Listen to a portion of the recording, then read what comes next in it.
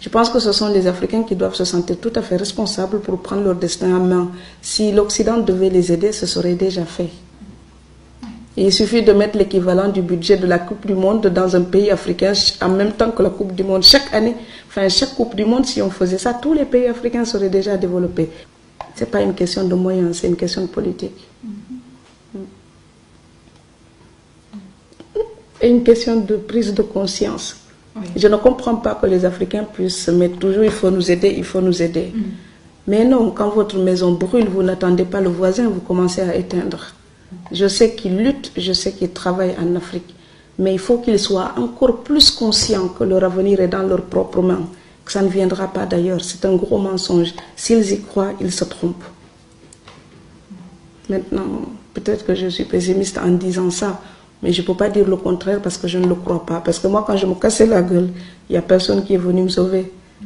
Donc, et je pense qu'on peut mettre ça à l'échelle d'un village, d'un pays et d'un continent. Il y a la solidarité traditionnelle africaine qui était là pour aider les plus démunis entre nous. Maintenant, il faut oser dire qu'elle est devenue aussi trafiquée, elle est tronquée, elle est hypocrite. Vous avez des tas de feignants qui sont là, qui vivent sur le dos des autres comme des saprofites. Donc, si je ne travaille pas, mon cousin, ma cousine ou ma soeur ou mon frère va me donner à manger. Ce n'est pas une vie.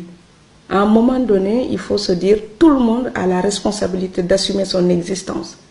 Et on n'a pas les mêmes chances. Et ceux qui ont un peu plus de chance, ils doivent aider les autres à pouvoir avancer. Mais les autres, ils ne doivent pas croiser les bras et dire, quelqu'un d'autre va me nourrir tout le temps. Il faut que l'Afrique perde aussi ça. Autant l'Occident est trop égoïste, autant l'Afrique est tellement partageuse qu'elle rend les gens irresponsables. Je pense encore une fois que la solution est dans le mélange des deux, pour une moyenne. Voilà. Il y a eu des documentaires où on voit des filles africaines qui se mettent des crèmes sur la peau pour se blanchir. Vous avez des filles africaines qui font des régimes pour devenir comme ça, comme les top modèles. Enfin, non. On est cambré, on a des petites joues, ça fait des trous quand on sourit et nos fesses sont rebondies dans nos jeans. Mais c'est sublime. Donc il faut que les gens apprennent à respecter leur nature. Mais quand je suis au Sénégal aussi, ils disent sénégalaise, je leur dis, c'est plus dur d'ailleurs de le rectifier là-bas. Parce qu'eux ils disent sénégalaise, je dis franco-sénégalaise.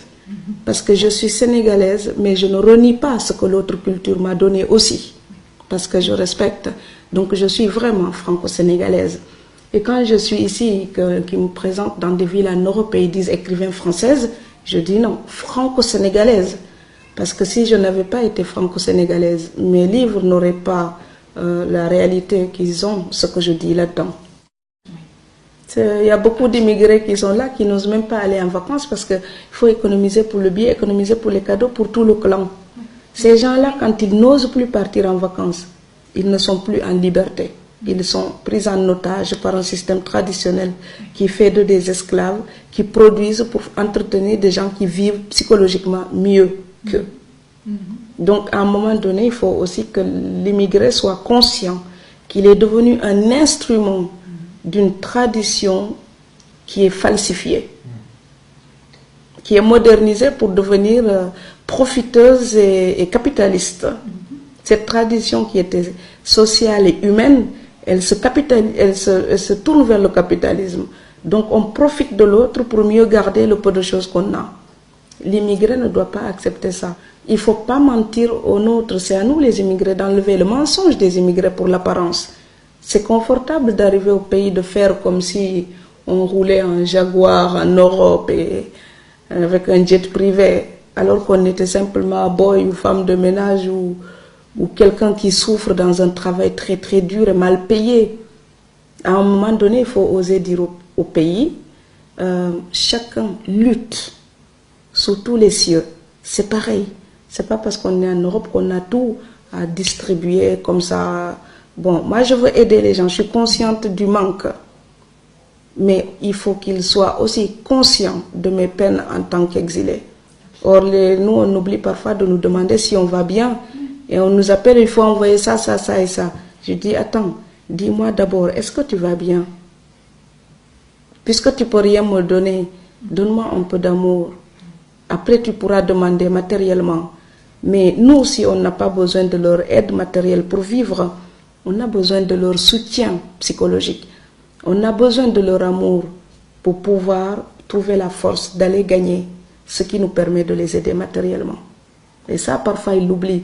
Donc, ils n'oublient pas nos devoirs vis-à-vis d'eux, mais ils oublient que nous aussi, on pourrait attendre quelque chose d'eux. Il y a l'égoïsme du pauvre. On a tendance à l'excuser tout le temps. Mais le pauvre, il pense toujours qu'il n'y a que lui qui est malheureux sur terre.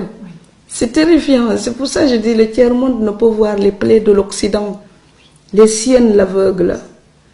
C'est que comme on manque de beaucoup de choses là-bas, parfois ils pensent qu'ils sont les seuls à connaître des problèmes à résoudre, à souffrir de quelque chose.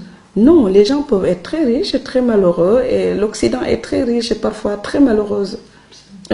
Très malheureux, l'Europe, j'ai pensé.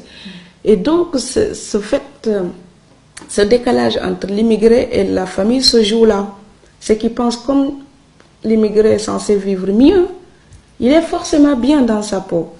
Eh bien, il y a une autre tragédie qui est épargnée aux pauvres. C'est le jour où on a gagné tout l'argent nécessaire pour mener la belle vie. Mais il vous manque tellement d'amour ou tellement de famille pour être bien dans votre peau et jouir de votre bonheur. Et ça, les pauvres, ils ne pensent pas ça. Ils pensent juste à ce qui leur manque. C'est peut-être une chance d'ailleurs. Et en écrivant, j'ai voulu mettre l'absurde jusqu'au bout. C'est-à-dire quand les gens sont capables d'une certaine bêtise, ce n'est pas la peine de rectifier tout de suite. Il faut les laisser aller jusqu'au bout de leur bêtise. Quand ils cognent au mur, ils reviennent tout seuls et ils respectent. Il y a dans le visage de l'emploi et puis Cunégonde à la bibliothèque, il y avait un patron, quand j'arrivais, il disait « Ah, Cunégonde est arrivé !» Et Cunégonde, c'est un personnage horrible de Candide de Voltaire. Et il disait ça pourquoi? Parce qu'il pense que je ne pouvais pas comprendre la référence littéraire. Et un jour, on s'est réellement croisés à la Bibliothèque nationale de Strasbourg. Et c'est seulement là qu'il a compris que je faisais des études de lettres et que quand il disait ces mauvaises choses, j'étais tout à fait capable de comprendre. Et ce jour-là, ce n'était pas moi qui étais l'idiote, c'était lui l'imbécile. Mais je préfère le rire